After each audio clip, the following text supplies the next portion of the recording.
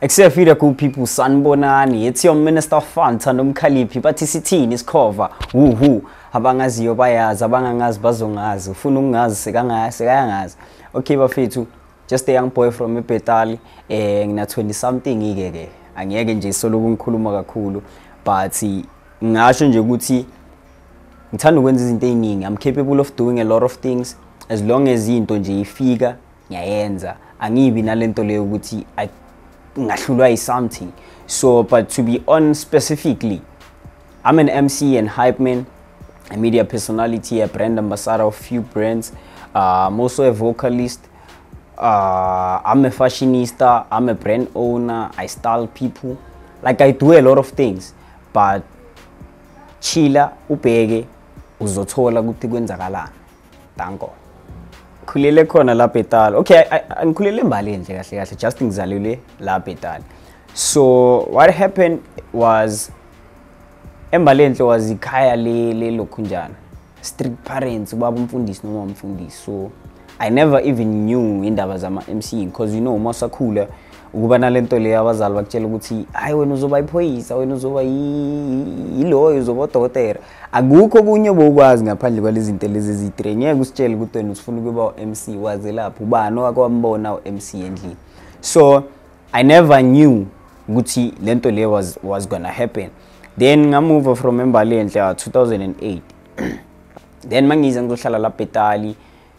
I think ziningi izinto engazibona zangichaza and ngaqala ukuthi masengizenza nami nga enjoy ukuzenza because ngikhulile ekhayeni le entertainment like kuba wami nabo chombakhe beba busy ngo music vele bayo perform. Sometimes I would vibe with them kuma gigs bayo perform there, so I would be there and see ukuthi siyakhala. And I think dala ngithanda ukuba uthandzwa abantu kahle ngithanda lihlo kahle yabo. So ngabona nje ukuthi okay abantu bayabajabulela, like ayikho into emnanje ukuthi abantu bakuthanda, abantu bakujabulele into oyenza futhi iba inspire ukuthi like nabo benze lezo zinto or babe healed on some way. Because me, as like I said ekuqaleni ukuthi ngi MC what, but me I believe ukuthi I'm a doctor. I heal people through like lento lengiyenzayo because I feel like umuntu ukuze abe right mela jabule. So mina ukujabulisa kwami abantu, that means I'm a healer. And tema kama nje isikhathi sempilo ezinye, like I've always been that person hyper. I'm always hyper, I'm always happy. Idi amankhona abantu bayahleka, abantu kumele bajive, like nje abantu kumele babezwe man ukuthi khona ngithanda vibe ukuthi kumele kube nama positive energies ukuthi kunyiwe kube mnandi. So I guess ekhuleni abanye abantu lento leyo basheshe bayibona because mina ngasho ukuthi bengisese ngayiboni kimi. There were people telling me ukuthi why ungenzi into ekanje. I would be like fine ngizoyenza but sleep on it. Kwahamba isikhathi until like 2015 ngaqala nge-brand, a clothing brands. Like I said ukuthi I own a brand. A clothing brand yakhona was named eMzinonitownship, like eMzinonitown clothing, because ngumuntu othanda impahla. So kahle kahle ila indaba iqale khona, iqale ngeimpahla, ngenza impahla, but uyazi ukwenza impahla kwakhona ukuthi uthenga iskipe Mr Price usiprinter, ilento leyo printer, then you sell it to people. So that's how it started indaba yempahla. Then ngayipusha till 2017 I completed umatric wami bengifunda eMzinonitown high school. So ngaqeda eMzinonitown, now it's 2018. Ngizokwenza kanjani? Angisekho phela esikolweni, thatha ukubheka ngathola leyo partial bursary eJozi, mara yazi ngisese stoti baba wathi next awuyilapho wena uzobuya nenkinga. So fine ngakwata but bekumele because bengazi ama reasons wakhe. But I think lokho kwangisiza kakhulu because 2018 I got to like ngithole ezinye izinto that I'm capable of doing. Because that's when I started the photography nakhona being introduced by Baba Mncane Zweli Zoom photo studio. So I'm introduced kwi-thombe. I fell in love with the camera. I fell in love being behind the camera. Nokuthatha camera. Sometimes I would do like photo shoots, street shoots, one just to make extra cash. nje kwaba yileyo vibe izinto zacala zahlangana ngithi ngiyabuka ngithatha ibrand yami ngiyayenza ngiyayigcoka then I would take ama cameras ngishootha leyo brand like give it to people abantu bayithanda.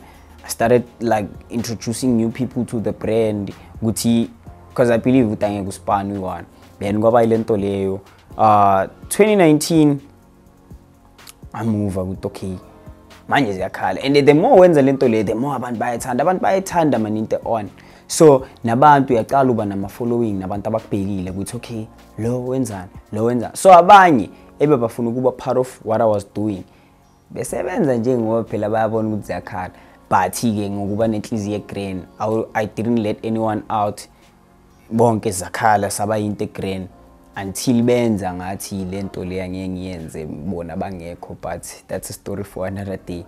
So 2020 early 2020 before kuba ne COVID that's when I was like I remember bekuyi Miss Valentine I was dancing endlini and I'm like ay man lento le ngathi ngiyapresenta kanje and njengoba ngisho ukuthi bekune pageant ebeyikhona I texted one of the organizers waleyo event it's Mapeu may his soul rest in peace told him that dog cela ngikayini slot se MC even if like I MC for 20 minutes I feel like there's something in me that feels ukuthi ngayenza lento le Mapeu was like hey dog we already have ama MCs I4 so when I build the fifth one because the guy out here so I felt like naye beka feel wrong ukuthi if azongivalela ngaphandle uzofeel wrong so angaka leyo chance ma MCI 5 imagine angaze nga MC ya it was gonna be my first time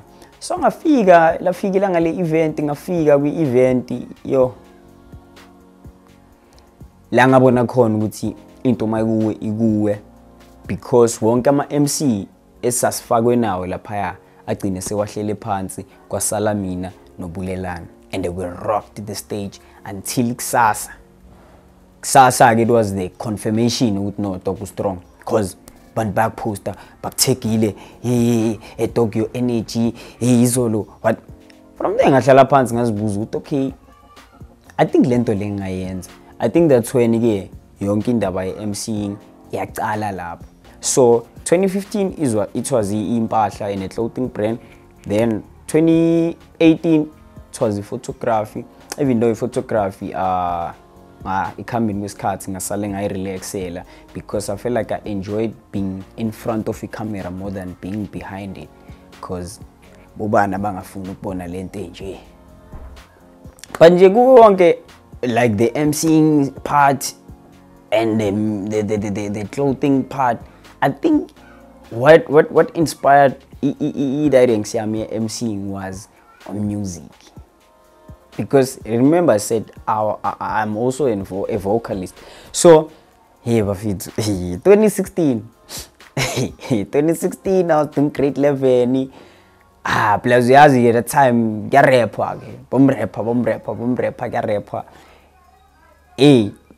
so besinokuhlala eclassini sibhala amagama so mina what I would always do benginokubheka i-dictionary ngibheka amagama ukuthi agcina ngabubani then I would thatha wonke those gamas then ngwabona ukuthi ngawahlanganisa kanjani ukuthi egcineni kuphele ngalo so ama line ami wahamba kanjalo 2016 I ngihlalela ukubhala para ngirecord until I think we recorded the first song with uMendi.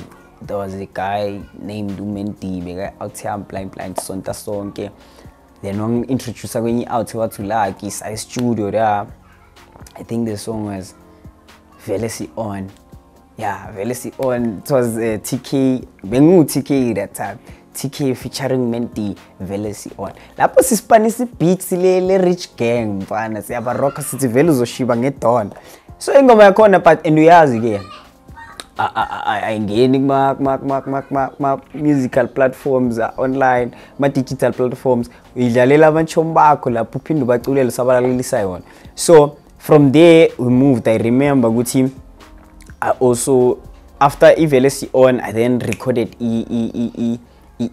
ibazo jive ngale ngoma because already the love was like people like I feel like I'm blessed abantu kade bangithanda kuyo yonke into bengiyenza people were always supporting because I always told myself ukuthi I'm putting a game kuyo yonke into engiyenzayo. So ivele si on besithi masi perform bahlange ngeperformance zikhale, people would tag me nan then bazojiva ngale ngoma. Ngiyakutshela baba, but ke lapho ke singithathwa i-timer lami, i-timer lithi ayintwana le ngoma le beat le lingakufanele apply. Then ngalirocka baba makabuya ngemzwisa ngithi hayi na baba yini le ayibaba ngincedise sibhale. Then I remember Guputi Spice, Olis Shabalala, Pepper Cheese Visuals, Zakala masifika la. Then I samzwisa le Shandies, okay na uyayizwa ukuthi hayi Zakala. Cabanga ngirecorda namuhla kusasa ngiyoperform epartini. Ayakutshela mfana. Ngayibhala le ngoma ngayibhala ayi mfana. Imnandini. Hayi bezikhala. So fast forward saceda.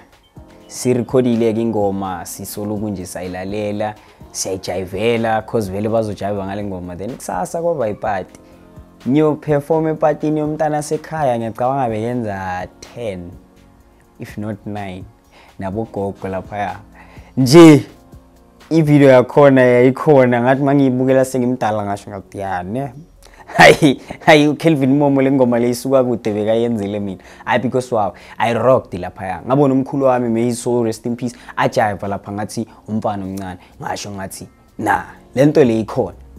So I feel like yonke lento le MCing like was influenced by music that time sense of music, even though I still do music but now it's a matter of lacking of abantu abane equipment yabo. So kuba leso sikhathi leso la ngiyenza khona izingoma cause ama line into engihlala nginayo, even nama line ngiwasebenzisa kuma MCing it's biblical into ngayazi. But njengoba ngishilo ukuthi everything engiyenzayo I put a game kuyo yonke leyo nto leyo. So music I feel like played a big part empilweni yami. It's one of those things that played a big ndima kwimpilo because the more you end it's the more cool like it's the more you see things differently, you do things differently, like you ete ipaisinyana. So after that bazojiva ngale ngoma I moved ngakhula. Okay ngaphoza kancane boma 2020 I remember I recorded ingoma igama layo was titled Thando with Usizo Africa umngani wami. Like senza leyo ngoma like it's a Afro pop, like ngenza wonke music kahle.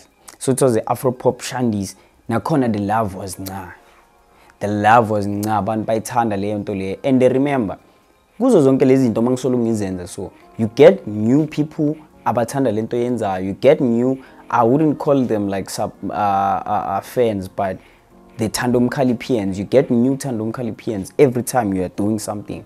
So after that song Thando, I got more Thando Mkhaliphians. I moved. Okay, ngathula after that song, then kwathuleka on the music side. People were busy asking me, "Kanti, when are you gonna drop enye ngoma? When are you gonna drop songs? Cause ucula kamnandi." Until there was a song dropped, Ijola, by them Tula and Usinum Soul on Musical Chef. So that song is nah. That song is nah. There was Hope, or producer, or Young Hope. So Hope figure kimi ushaye like ijola, instrument yejola, but ushaye kwaba no afronyana. Mangicala nje kulizwa lela beat. Yo. Ngezwe ukuthi khona into ekhala yamazi nomsolo wase Bethal. Ngavele ngaba uye same time. Ngajumpa ngatshela umfana ngithi mfana press record.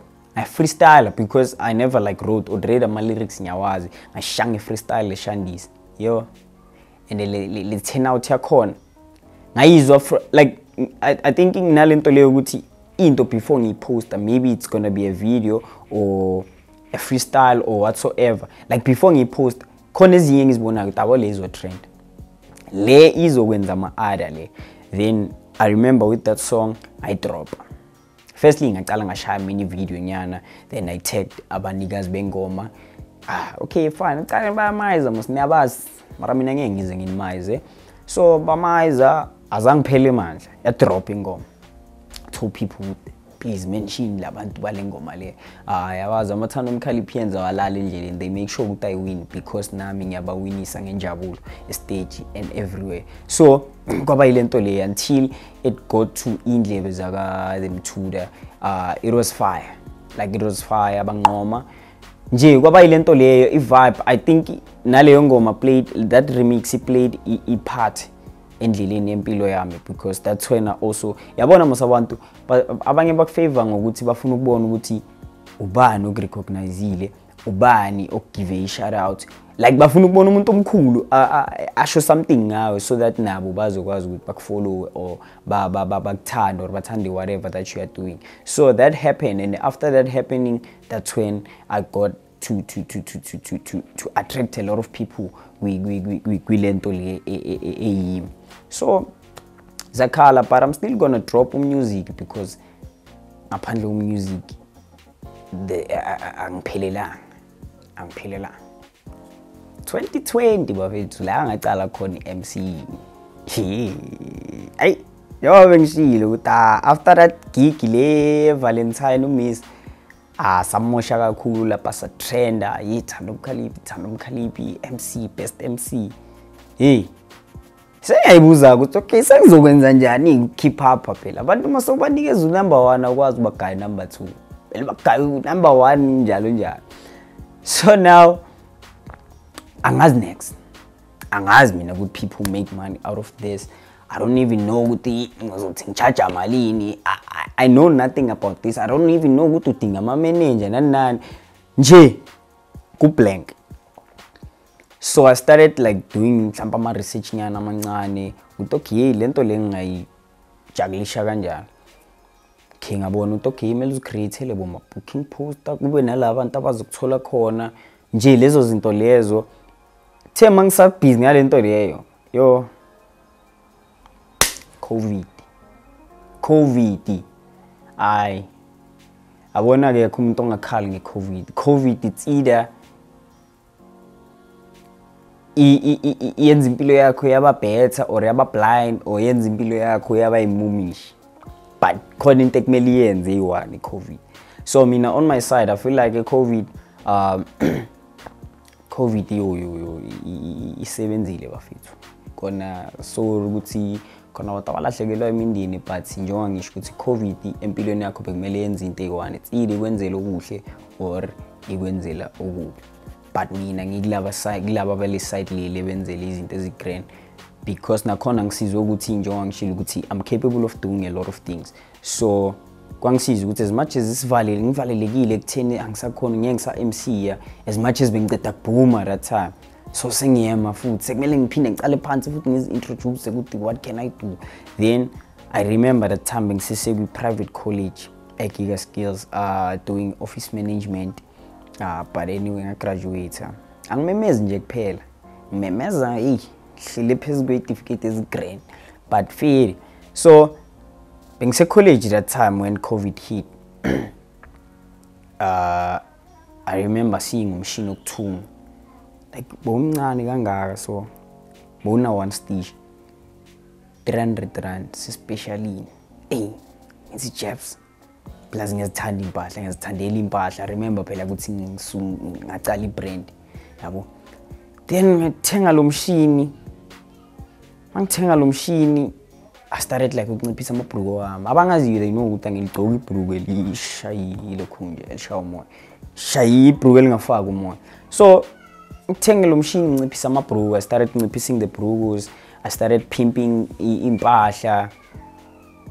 Then people would like want nabo ukuthi hey mntwana lento leyo ithengiphi, ngithi angizenzele. Then they would want ukuthi ngibenzele. Then ambashayela, so that's when I made imali nyana. I managed to buy umshini second hand omkhulu ke nama stitches a green. Then that's when ke COVID kahle hit. Mase nginomshini lo omkhulu. So, like in between. Then lo mshini lo omkhulu mase ngithengile ngathengisa lo mncane. Ngathenga i-material because material is cheap, but nakhona i-material ngangithi ngiyithengela ukuthi now ngifuna ukuvusa i-clothing brand yami futhi manje, like I'm introducing like something new. Akere ngathi ngacala ngokuthi ngithenga impahla mayikipa bo Mr Price then ngiziprint. Now I wanted to be my own supplier, ngizithungele mina impahla straight, then ngiye sengizisa sengiyoziprint. So that was the reason why I bought i-material. So i-material ngayithenga na i-COVID kuvalwa zonke itolo yonke into kuvaliwe sihlele ezindlini. Then I'm like, alright, cool, 21 days shama mask. Hey, bafethu, this journey entertainment shandis it's a spiritual shandis. Ungavumeli nje umuntu akujuthe, cause I never knew ukuthi kuzogqokwa ama-mask. Mina ama-mask ngangizithungela ngifuna ukuthi ngiyawaprinta isinto, then mabavula after 21 days shy photoshoot. Angiceda kushama i-mask eyi-1 Friday president yathi dingeka ama-mask, siyavula itolo but kumele wonke umuntu etown agqoke i-mask. That's when ngazange police umaseko ngavele ngakhalipha njengesibongo sami ngashutha le mask, I post, I started getting orders. But yazi into mosmangaba uyithemba like abadlala labanye bazibawo bakubuza ukuthi malini ama-mask awakahlanganisi ne-price because you were not doing it for i-COVID, like that thing ebeyenzeka COVID, you were doing it for yourself. But ke kwahamba khamba bengathengisa 35 rand. Kusasekuseni ngavuswa umagogo athi kunabantu abafuna ama-mask la nga10 nga15 ngakhi. I had to wake up. So bengithi njalo mangivuka ekseni ngivuka umama beka i-business partner yami because uyebekathatha ama-order. Mina nje mangivuka sengiyazi ukuthi ngiyokwenza ama-mask ayingakho, uyangitshela ukuthi okay unama-order so I started making ama-mask and bewamahle and bewa blind. So I started making ama-mask. Actually I was the first one to do ama-mask la Bethal before anyone else. Hayi ophikayo ngaphikisa zabe right, but nje I was the first one. I did that.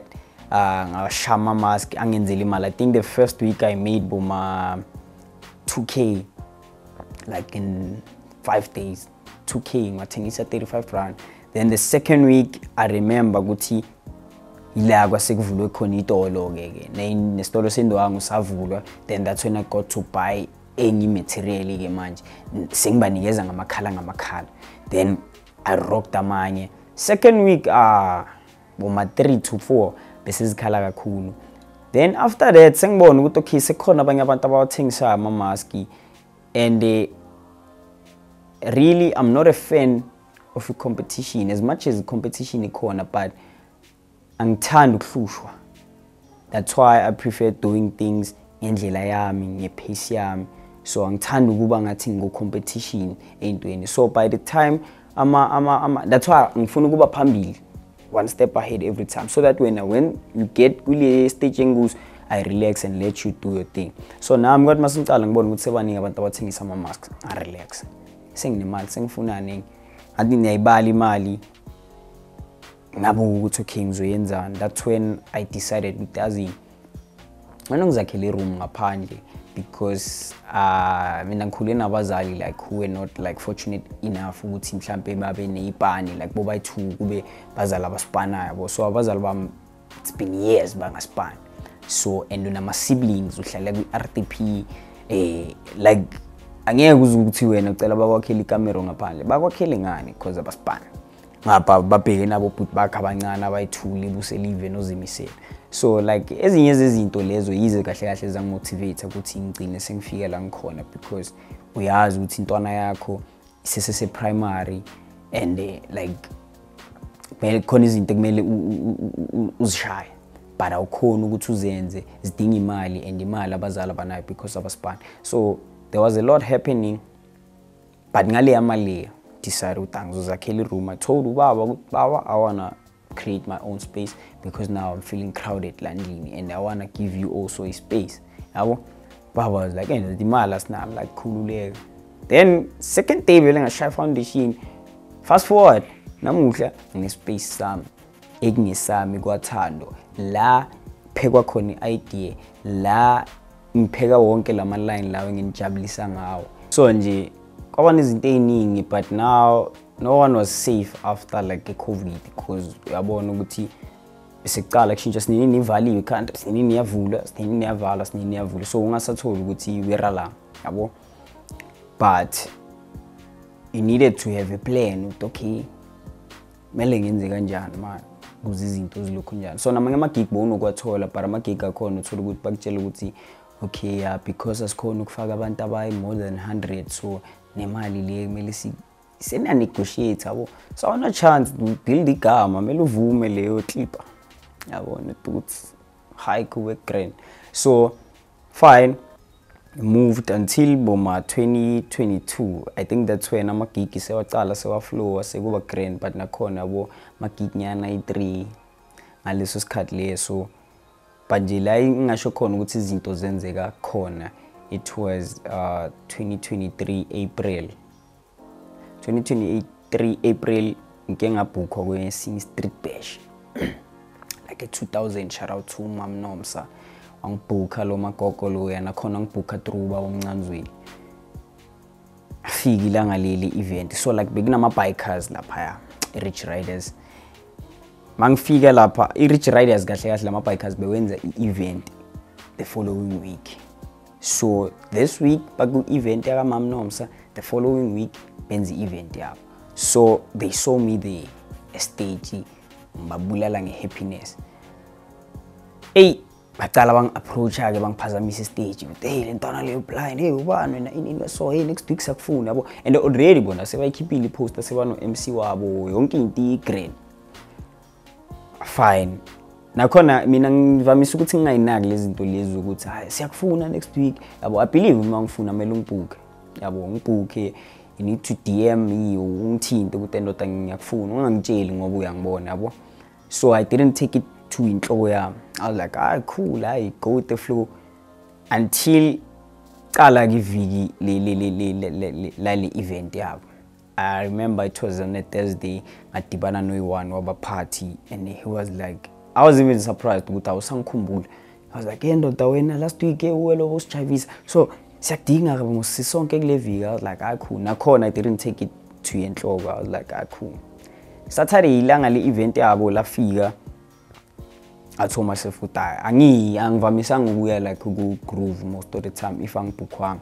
unless I'm supporting a friend or kanjani socialize nabantu yabo so that time ngazihlalele endlini how 9:10 California hello khuluma nomuntu so but yeah yimi umuntu ama rich riders esidingo MC la lo MC wethu lana uyasibhayizisa lento ayenza la sitholi so siyacela sidinga wena abantu laba batatazela bahlanganisa i-transport ngatakhuleka ne-transport ngizozizela ngafika la kuleya event I think leya yi-event yokuqala engike nga MC yakuyo where I felt like that's when I confirmed ukuthi ngiyayenza lento le because you get people telling you ukuthi ayishaya lento le yasishaya sipana sishaya but wena kuwa ukakavuma but leya event that's when ngavuma ukuthi nami uThando Mkhaliphi ngiyamvuma ngathi ngiyafika ngithola stage is cool phela sijwayele ukuperform abo i-stage lezi ama create but calwa lapho anyway so ngithi ngiyafika lapha i-stage sasikhulu lapha ngiyasho ukuthi kwenzakalani la ama-bouncer angibamba lapha yangihambisa abantu yayibona nje leyo feeling yokuthi vele uyabona uDailazi yakhala yimi plus-ke ngiphethe neningi mama phela inkosi yami ngoba ngangisese kwi-Valentine era yabo so nalo ngilibambile nalo lizizwa special ngiyangena lapha sangena sahlala backstage then even like going to the stage you can hear people whispering ukuthi nangoku MC wangempela yabo lento nale even ama security laba bebagadile lapha ama-bouncer but nayi lento nale bengitshela damn shit kahle abantu vele liyo lempilo lengiyikhethile abambi mic kokuqala and already the confidence ekimi say like bengicala ukuya ku-event thola ukuthi ama-event ama-organizers wayo anandatshela i-bouncer ukuthi kubize just for them to remind you ukuthi ublind kangakanani and I was like wow then they told me ukuthi sicela utshela i-crowd ukuthi ulihleza no-Abutilolo bayeza I was like Abutilolo same mic as mine akuzukhala lihleza same stages lesengikuso because bengakaze ngashare stage nama artist amakhulu like out of amakhulu like locally but izinja zigame. So I was also like surprised with, hey, is this happening? I remember I got to introduce Ulihleza that time and I was like, yo, wow, actually. Then mangivaya obvious mangivaya singaku abutilolo ngiminikeza imic ngiyamhrunta ayangivuma ngiyasho ngitayi ziyakhala bafethu. Wathi makangena stage I was like ngizincinza ukuthi vele is this you boy? Lapho ngithi ngibuka le mama lele ngize nalo lihlele nale nabo Lihleza laceleni ngiyasho ngithi sister ngaba uhlelanga nalabantu laba ngabe yimi ngaba kusimi ayi mara ngasho taba feta zakhala kule industry le kumnandi. I think after ke sengicedile sekuzovala nje ke event ngabatshela ukuthi I think now it's try time ukuthi ngivaye because I feel sengishayile isiponsor. Then I remember them babangisana ngokuthatha ama number wami. I had this one athi hayi uzowathatha kimi but nami ngifuna ngifuna ukuba nawo nami bathatha ama number wami bankama motivation. Ngathi mangifika endlini nami ngiyayikhalela bafethu ngakhala mina angingcishi ukukhala so vele ngayililela mangifika endlini ngibuza nje ukuthi kwenzakalani bafethu ivele lento le yenzakalile. From there bafethu azange ngibheke emuva vele lapho bese ngigiga so ubona nasekucaca ne booking fee nasengiyasho mawufuna negotiation ngiyakutshela ukuthi sinegotiate kanjani ungakazi wangibhuka phela ngishare stage nabo Lihleza mina and ngiyayenza lento yabo. So like even abantu they see with okay ziyakhala. So I feel like namanje into eyenza ukuthi ngibhuke kakhulu ukuthi there are many people abangithandayo. So sometimes the event organizer ngibooking ngoba ngifuna but ngibooka because le audience ayifunayo ifuna mina. So kwenzakala kanjani then kwavaya yo bafethi 2023 zikhalile ngithe ngisathi ngisahleli endlini. Or I remember umngani wami bekanenkinga 22 so I had to vibe sebusuku ngiyake umngani wami ngimsiza asengicedile ukumsiza sengikhathele ukuthi mara umngani wami cishe wangena enkingeni ngene text hey boy are you available on the 30th of September? I'm like oh no but wait, I'm talking about a spring party, Mpumalanga spring party, the mother of all Mpumalanga parties.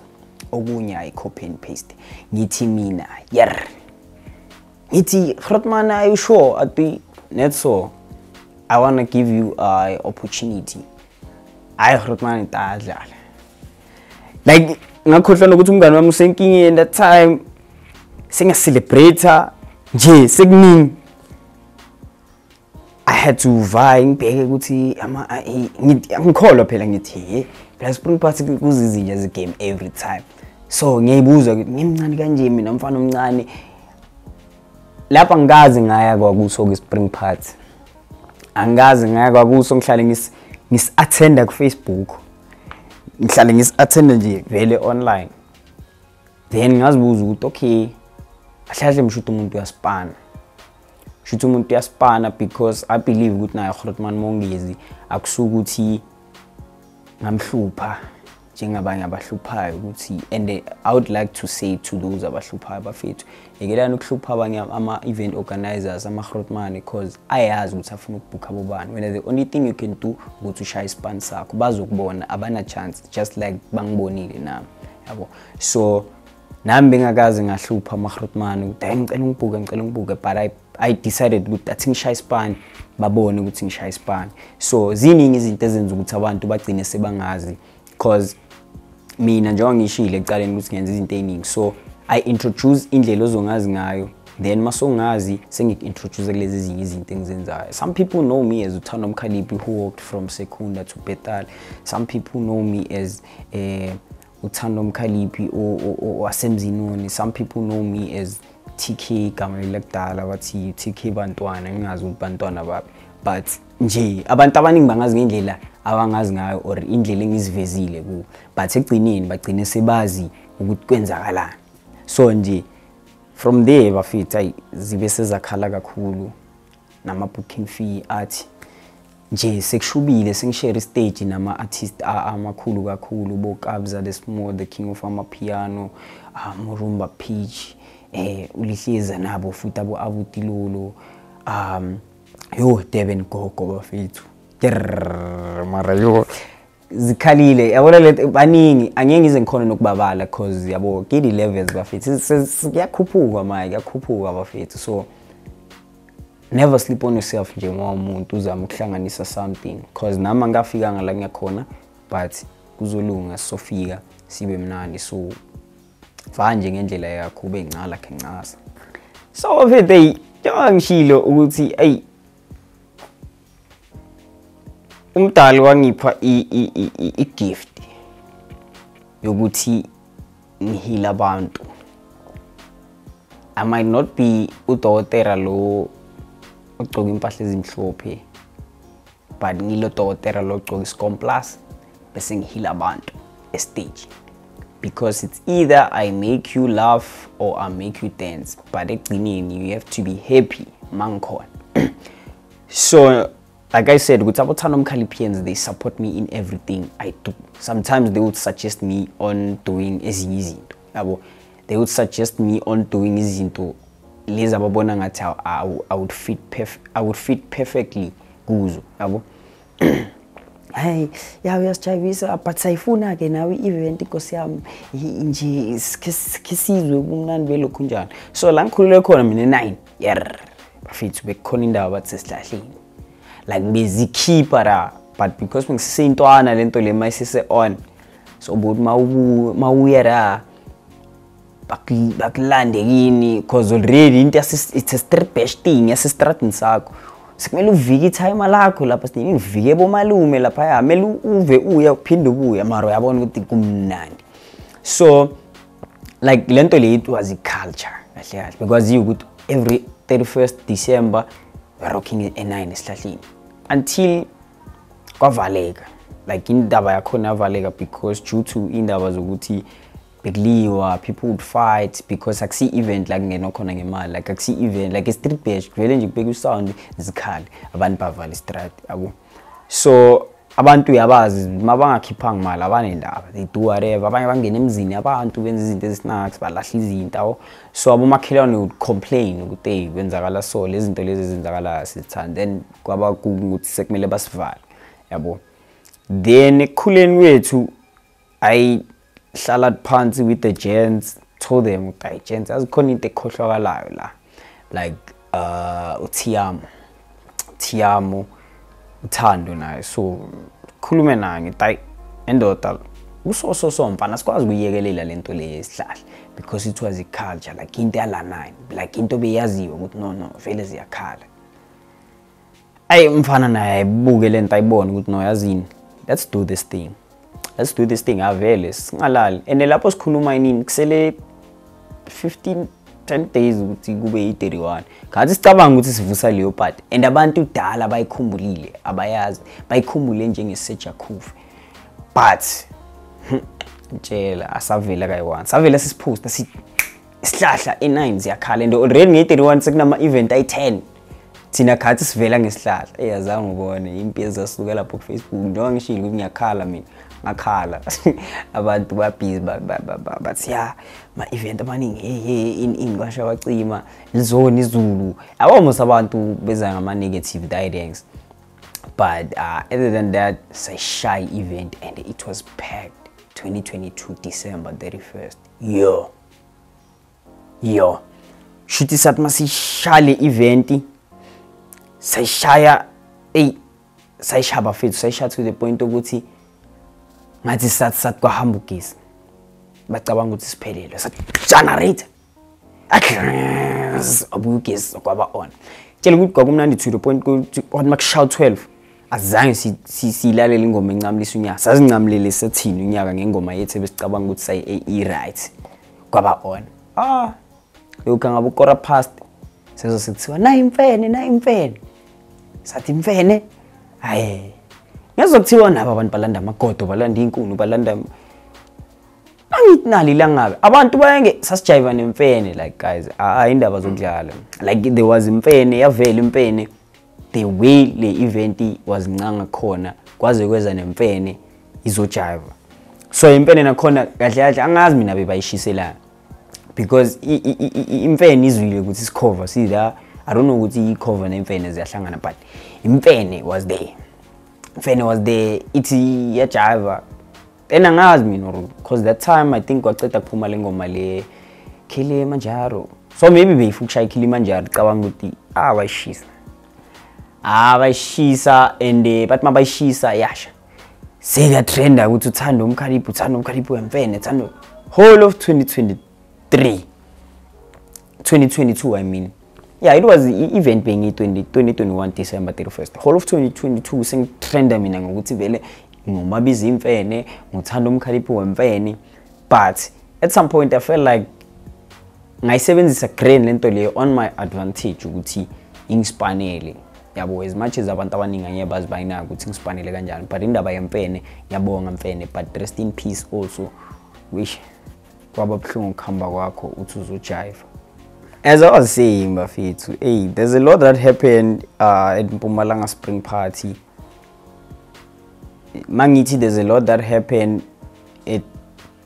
It's to a point whereby I still don't believe what I was there.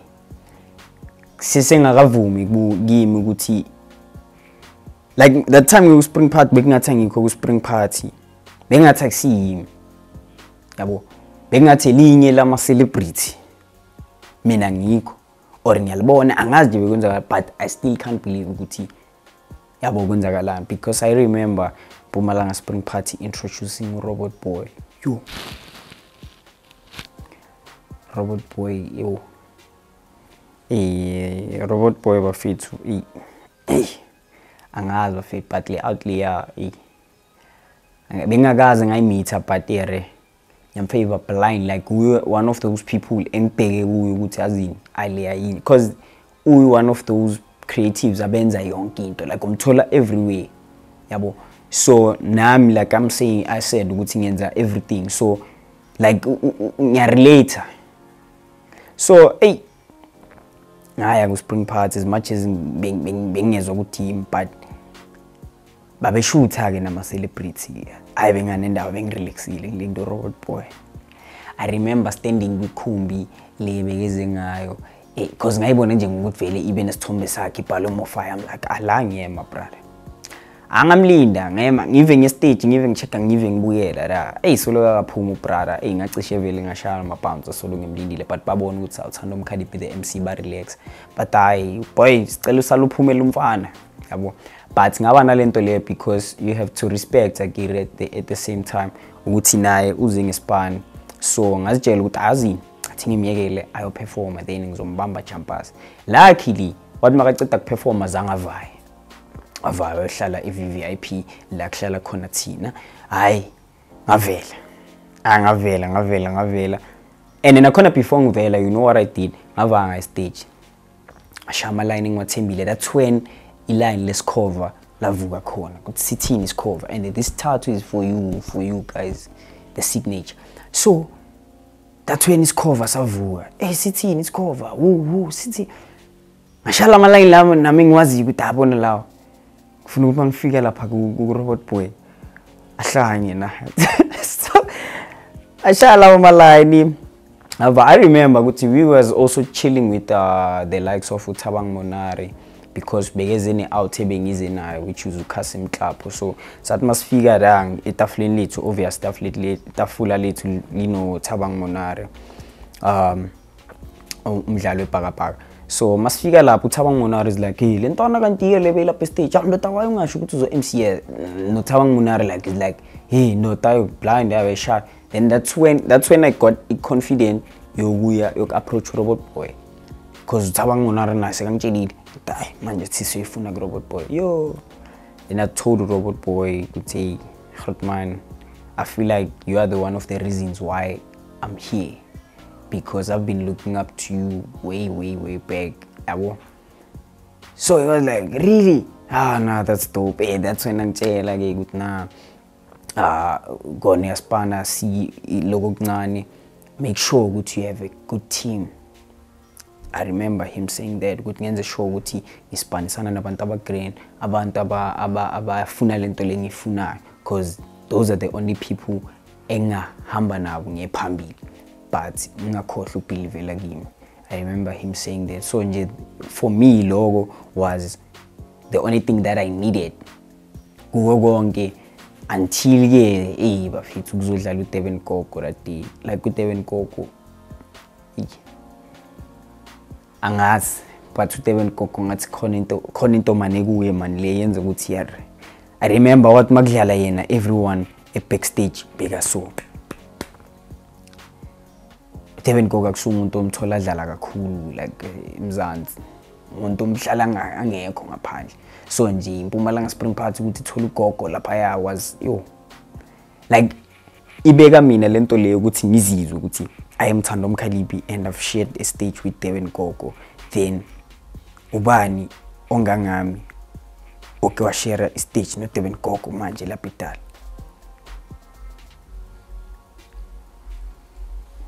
Angimtholi. So that's that. So nje zakhala being booked kuMpumalanga Spring Party. Something else bafit njengoba ngishilo ukuthi iphathe enkulu eMpumalanga, so dope, and I'm looking forward to more vibes upline njengalapha. The journey has been nice. The journey has been clean like a clinic like ngaza on like honest. Me kuyo yonke into engiyenza like I'm hyper like a sniper. So nje ngiyenza kuzwakale like ngifuna. I always told myself I want people to talk about me, whether it's bakhuluma kabo or bakhuluma kahle, but they have to be Thando Mkhaliphi emlomeni wabo. So kumele bangibone la, it's either bangena kumafoni bangena bangibone. So it even got to a point whereby I was recognized by a lot of people due to his sponsor. I remember I once got a comment from Gogo's Kotin. Gogo's Kotin ang comment. I think that time I posted his tombe and I captioned that I'm destined for greatness. Obviously, comment out you have a potential. I think she's in paper center. I think what's along uti Gogo uti potentially. Hi mfana ngabonga bomkhaliphi. Guti section ukuthi ngi screenshot lento le ngibeke lapha kami ngikhiphe ngiprinte ngibeke kamereni, one of the highlights. But the reason why I did not do that, I knew there's a lot coming. Abona ngi comment ku Instagram wathi konje wathini there's more coming. Hey bafethu hayi beka ngacambika manga laba batuna manga banamanga bona bekayibona lento ukuthi yeza buka manje ziyakhala. So nje I got recognized ngabantu abakhulu, which was a nothing for me. Like I said eqaleni ukuthi abanye abantu bazokufavor just because babuka ukuthi recognize ubani or ubani okusendela shout out, like those things. I remember after sekaqali journey yakhe yok DJ, she went live because a lot of people were talking. They had some things to talk about. So I remember sharing a post defending her. Then she commented on that post. She was like, yeah, encourage they will always talk. I can't wait to share a stage with you. Yeah. Then abantu comment pa reactor. People like felt like as if there's something coming, yabo. Even no my live, I would hype her, go my live videos. I should Thando, nangu Thando, MC Ami. So nje basically until 16 December, ngawa nenhlanhla ukuthi ngibhukwe kwi-event la bhukwe khona. And like I said before ukuthi amanye ama-organizers awangibhukhi because afuna ungibhukha, but angibhukha because abantu bayangifuna, or i-headliner yabo I would like create a great combo na. So after being recognized by Ukokos Kotini and Mabazombuka la Bethal for the first time, they saw it fit for me to be the MC for that like event. And go, you wanna twasta? Hey, but I remember her coming straight to me. Hey, shangilingi hagive. Avela ngathola amandla ukuthi ziyakhala manje ziyakhala like izinto ezincane bafite ezibalekile ezikwenza ukuthi confidence iboosteke yabo nje yena ukuthi abantu babhizi bashutha naye but yena wazikhethela uThando Mkhaliphi wakhe MC ukuthi nje iMC yakhe blind like washo wathi ayibona potential. So that for me was one of the dopest things ezenzakala kwijourney, like one of the highest highlights. A lot of things kept on happening with Jenny.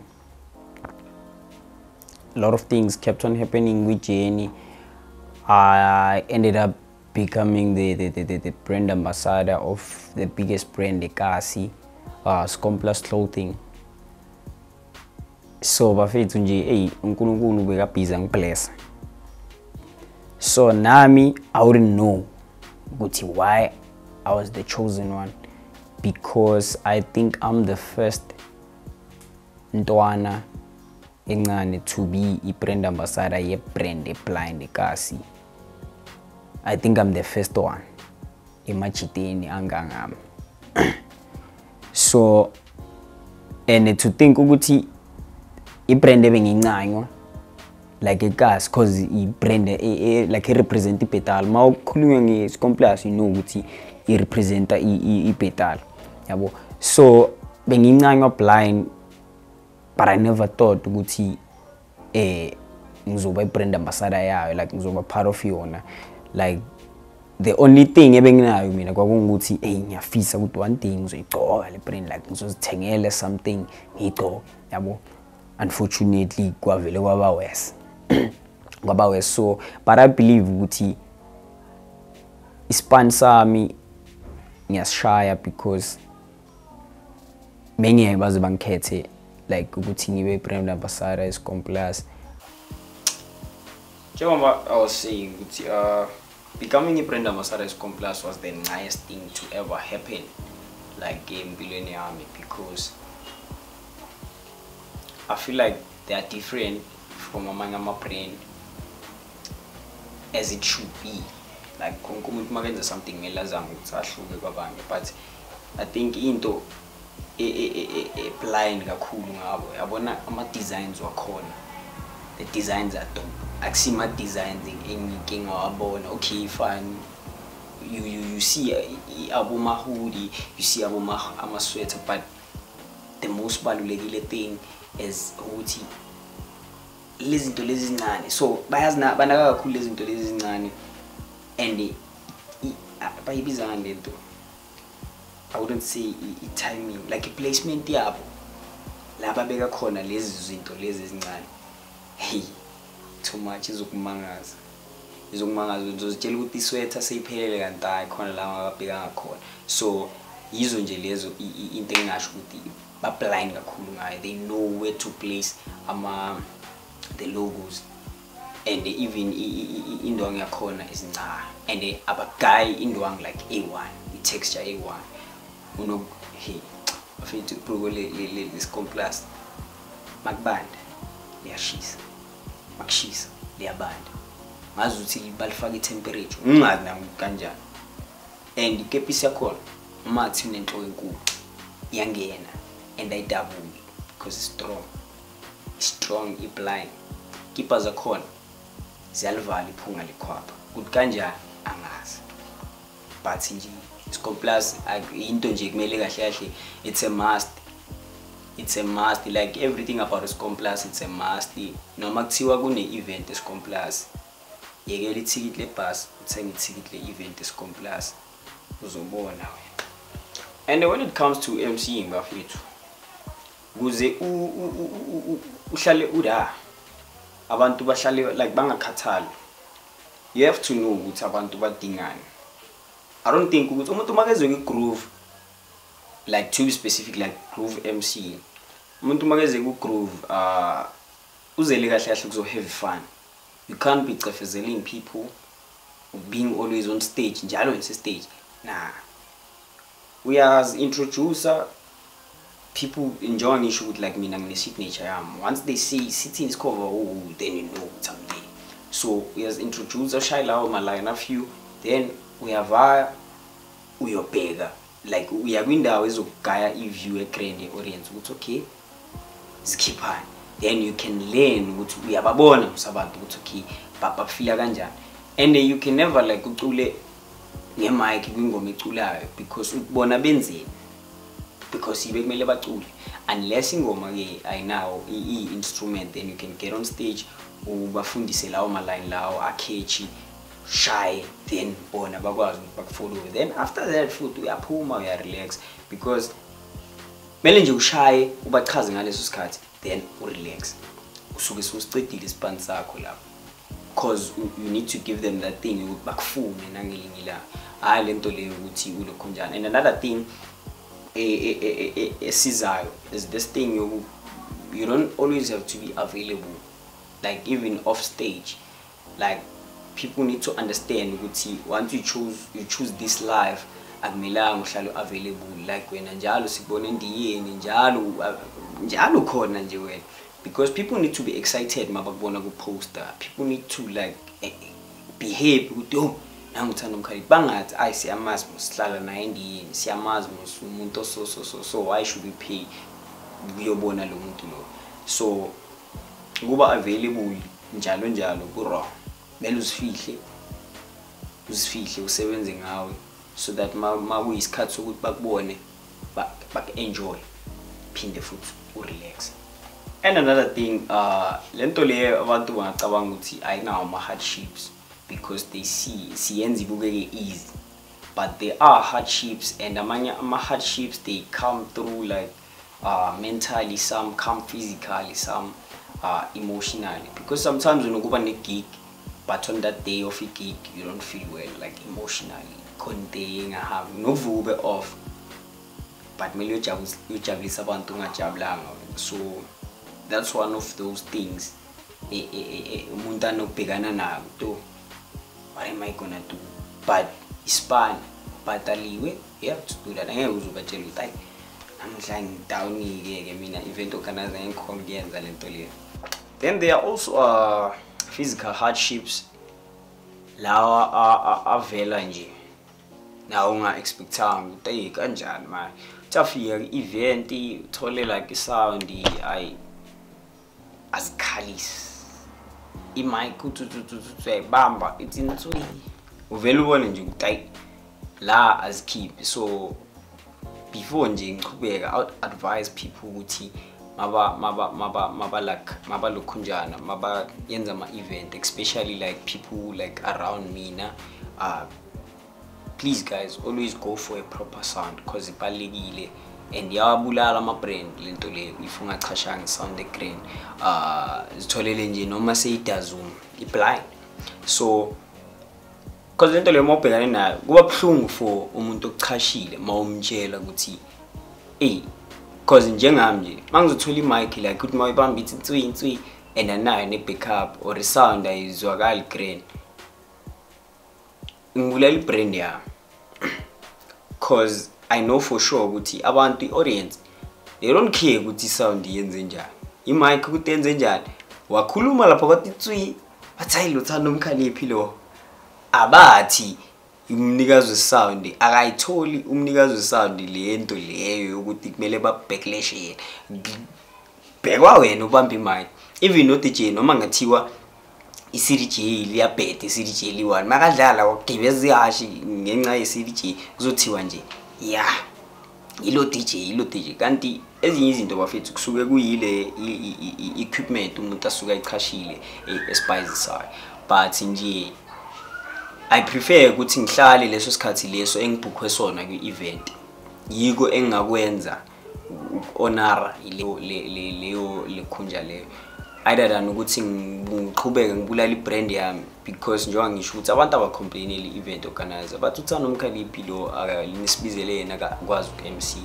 So yeah, people would ask me ukuthi ngiyapractice u-MC or kanjani, But I always tell them, Uti, this life chose me, Bafito. This life chose me. I don't think Uti practice like as in like Uti clamping ngiyema esibukweni or ngiyasho la line. I don't think I do that. Because I think impilo yami MC. Like lento le ngipractice mangiphila impilo yami.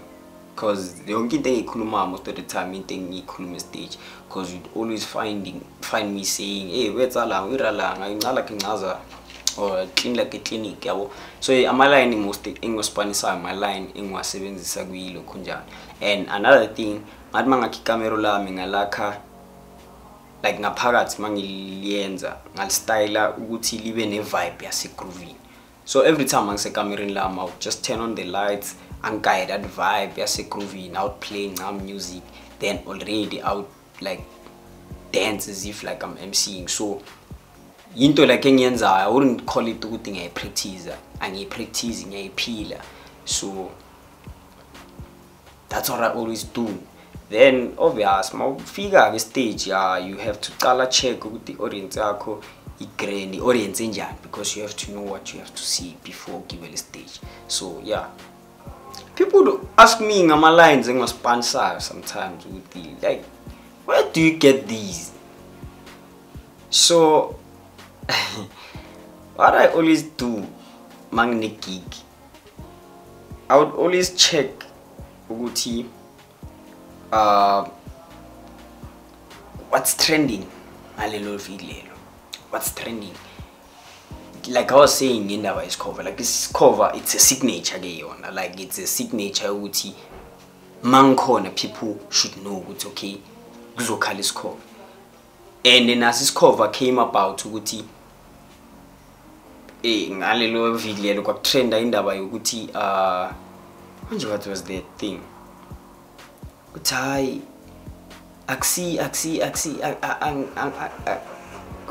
There was this post a trender in his cover, but that time ukuthi umuntu athi akaphumelelanga, then his cover sizodobe ngithi uphumelelile, that woo thing. So I decided to change it.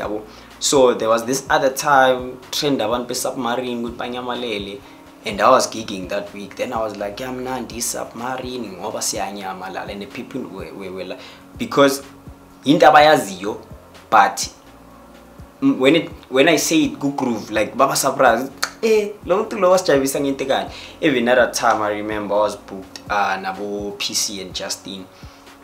That time trend indaba yamachiji beba emhlangeni. Then I was like, nagcwala kangaka kantanyang emhlangeni. Then girls like, hey, I was trying like, but in a good way, because they were like, so I would get like I'm compliments on ama lines in Spanish, because I believe they tend to 70 summer line like I won every time.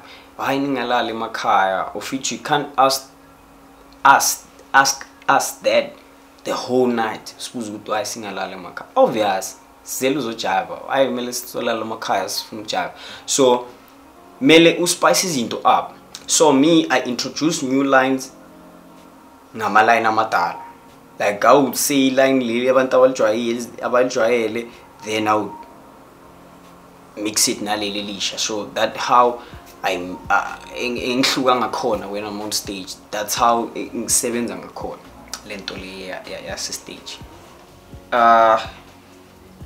Me, I wanna be remembered like ngifuna ukuthi abantu abacabanga like makuthiwa nje Thando Mkhaliphi, you should like believe that it's possible. That's why ngathi mangicala zonke izinto engizenzayo, I never ask people to support me. I never ask people to believe in me. But being shy bengenza lezo zinto lezo because I believed that it was possible.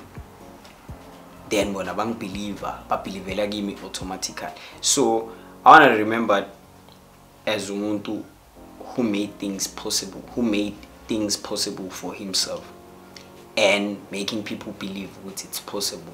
Because I would get texts abantu bangitshela ukuthi yazi bengingazizwa grand, I wanted to start something, but after seeing you, after talking nawe, like singenzile lento le or ngenza into so like umuntu akutshele sekawina ku TED Talk cabanga ngila because of you back. So nje ngifuna ukuthi umuntu makathi Thando Mkhaliphi azi ukuthi it's possible. Makuphopa nje lelo gama azi ukuthi nothing is impossible. Iyenzeka into noma ngathiwa. What I would say to people mhlawumbe ababhekele kimi abanye mhlawumbe fisa like ukungena kule mikhakha ye-entertainment.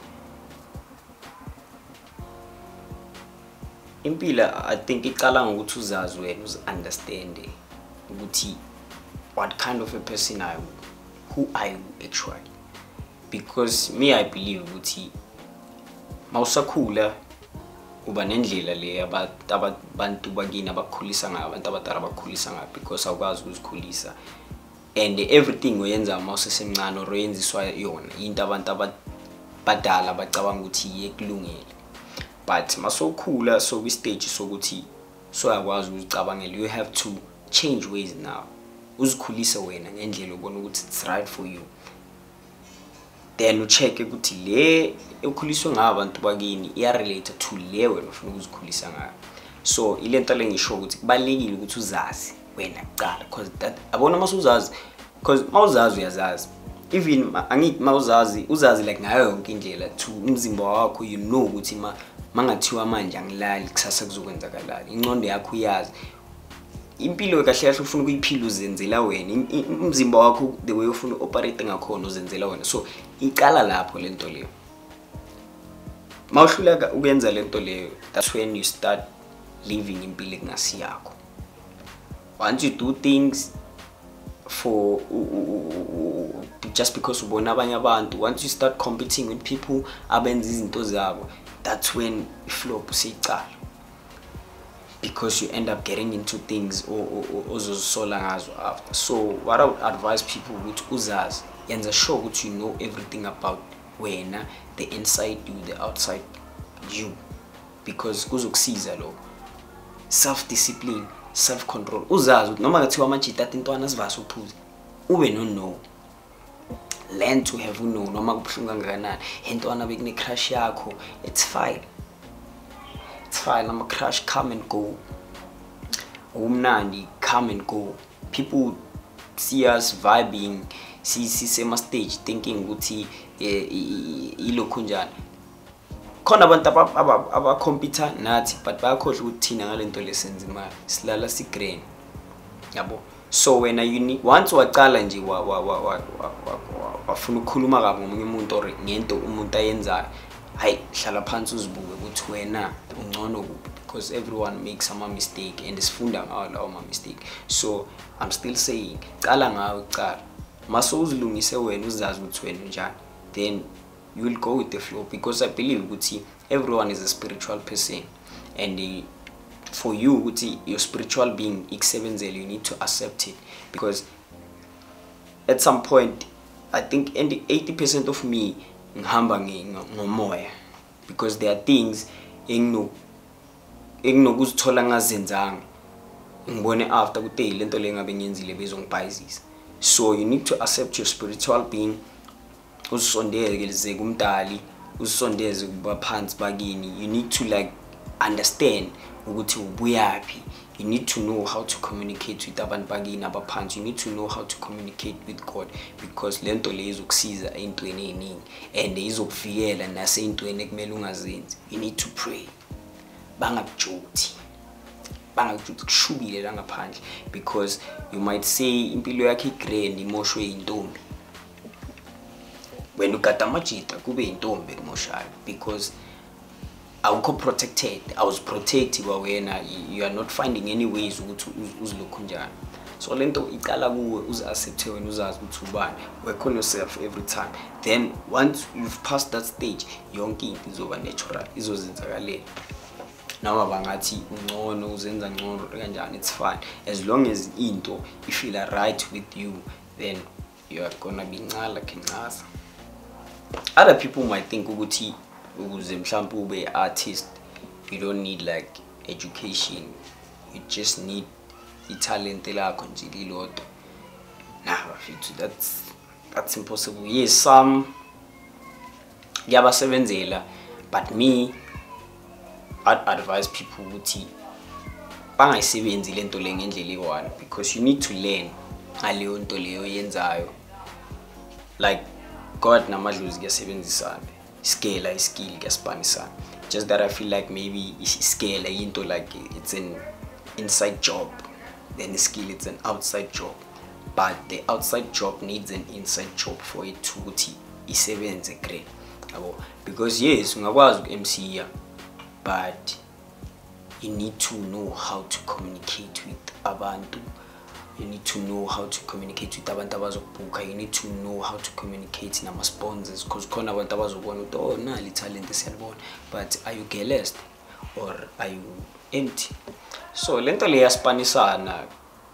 yaspanisana blind. You need to know lento le lo mkhakha lokuwe, so that you don't get knocked, because abanye abantu bajahile ukuthi obvious italent lizokusheshisela ukubhuma.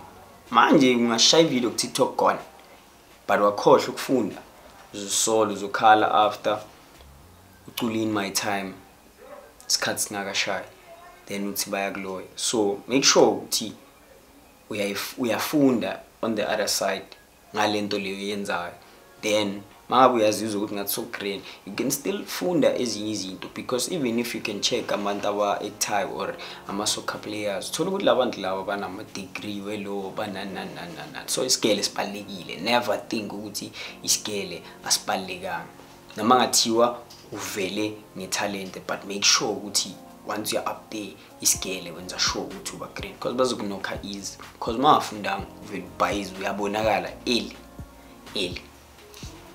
If I were to describe myself in 3 words, like describe Thando Mkhaliphi, I would say I'm a loving person because I'm Thando, and I'm the sharpest because I'm Mkhaliphi, and I'm unique because I was born on the unique day. Leap year, 29 February, bafethu. I see manglimani. Kibuwa kabana ba special. Thando Mkhaliphi. Still on that, bafethu, birthday yami. It's my birthday, ziyakhala. 29 February. So bafethu, leap year, I'm a special kid. I get to have a birthday every after 4 years. Imagine. Birthday after 4 years. 29 February. Noma ngazicheka ku calendar yakho manje.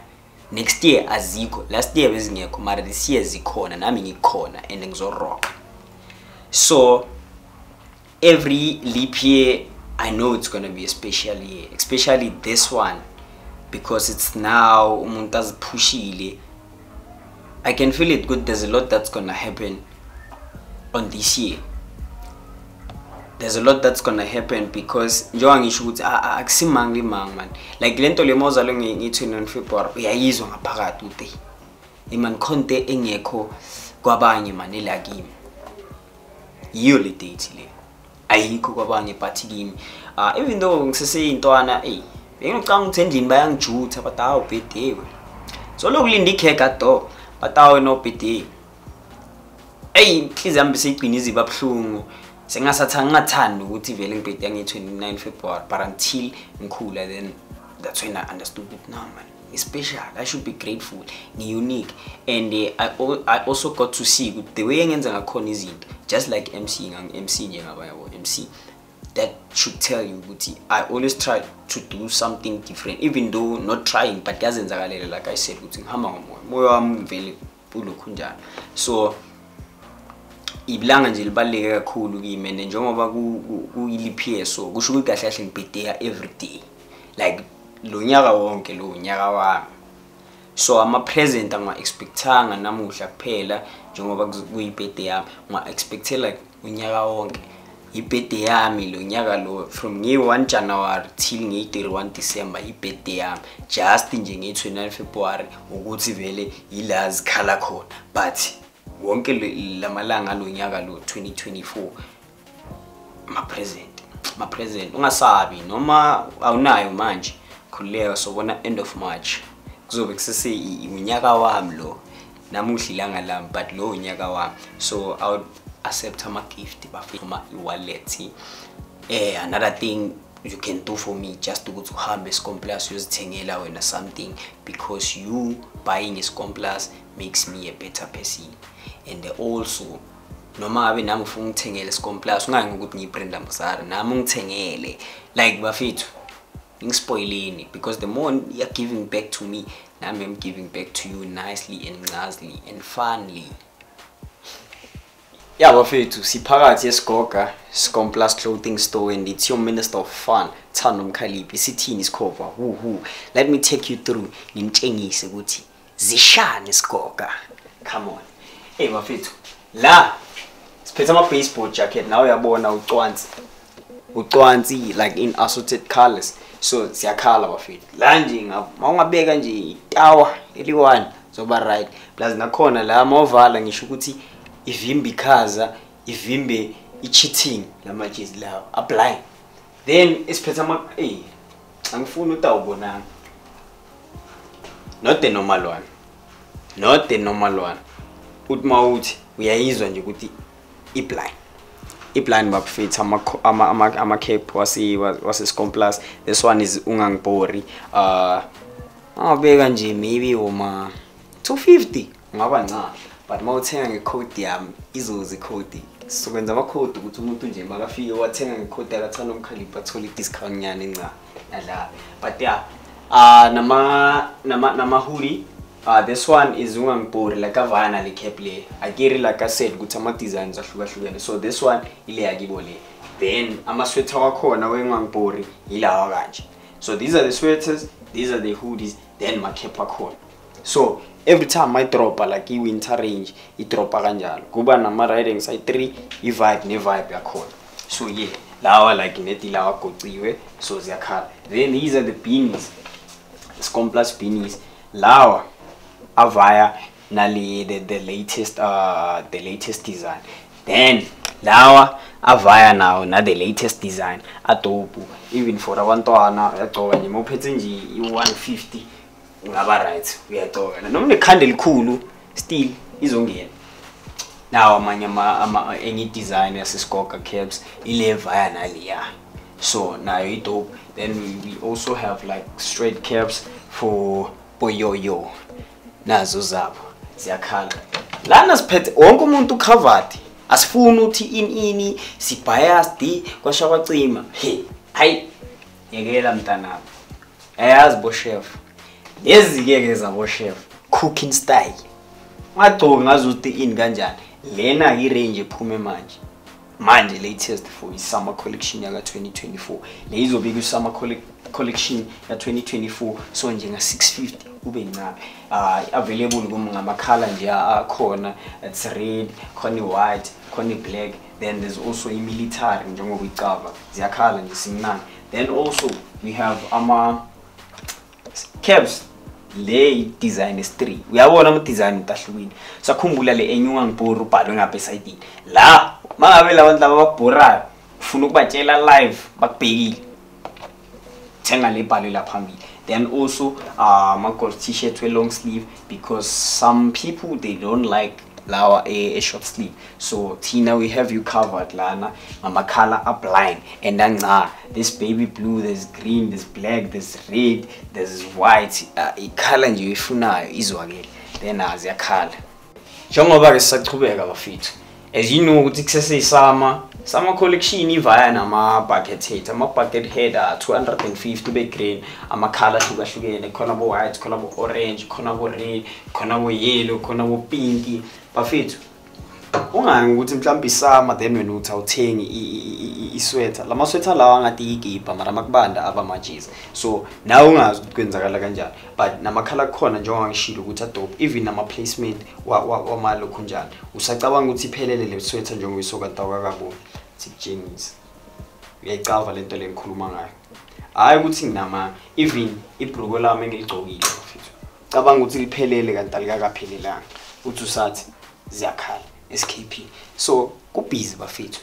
These ones they're gonna be part of, they are also not they are part of summer collection, but we did these for all white that was hosted by Scomplus on the 2nd of December 2023. So only a limited, just njengoba ngisho ukuthi ma exclusives YTs la. So but akhona sesekhona abo large nabo extra large are available in 4 designs bese aziyakhala siphethe umhlobo omdala ke ngapha umhlobo omdala ke but now on yebo uzitshela ukuthi seyiphelile wena le design kanti akaphili ziyakhala shubile. They are also available in different colors. This one you can find it you can buy it ngaboma obeke nje 400 450 umnandi on ziyakhala. So na enye design yale kipa lezi zamaze all white. Then these sweaters, this one is the latest nayo yama sweater aphumile ivaya nalama hoodie lawa kanje. Ma hoodie wakhona kanje, ma sweater wakhona kanje. Then I hoodie yakhona ayiphelelanga. Like we are rocking. You'll never go wrong with this Vocalist perfect. You'll never go wrong. And into engichazayo ukuthi like ama colors maningi. Uyakhona ukuzikhethela ama colors. Like you even noma ngathi uba nawo wonke ama color mina inkinga ngiyibona. Sikushayele nje into straight. Then yeah, ziyakhala. Yeliphazamiseke light masiphinga. Oh. The lighting is nice. Do you feel so? Ne? Itshela mina ngesweat. Sweat. Into mawut idwebe. Yebo. Ziyakhala. Ungangibhuri. With this Vocalist is too much. You'll never go wrong. Ungagcina nje sothenge yonke into esitolo, gcina soceda imali. So angeke uzisole mawuthenga isComplus bafethu. That's one thing for sure. Into engiyazi. So nje yonke into ihlukahlukene. Ufuna jean, ufuna isweat, ufuna ini izwakele ngendlela oyithanda ngayo. Angeke ungene la kungabi into oyithanda. So nje that's there. Bafethu, as I have to put in even a favorite piece, like the favorite design is Vocalist, it has to be this one, the one that I'm wearing actually. This one is my favorite. This one is my favorite design of SKP. The reason why this one ngithanda, it's because it was a collaboration of eMzinonitownship. Like if you know Purple King Vili, then you know it's the best. So imagine Purple King Vili, Purple Clouds with Vocalist, it's another thing. And another thing, in Kazanguti, it has a message, like a mover, whereby it goes like we get our love of art from seeing now. We live on the streets. We step out of our comfort zone to ensure that we produce the best from the town of the Orthodox 2310. Like Bafetu. Hey, this one is a must get, is a must have. So unganayo angazi ukuthi uthembeni Bafetu. Shafida good people. But my iqala mele uyiqede. Yasazi isisho njalo. It's your Minister of Fun. Bathu ba uThando Mkhaliphi. Sithi uvu. Wena wawungenze njani? Ngo6 ekseni. Talent elidlangile. Siyakhala. Interview yami neDope and Fresh phelela khona la. Hope ufundile, hope konto zoyenza ubangene. Shout out.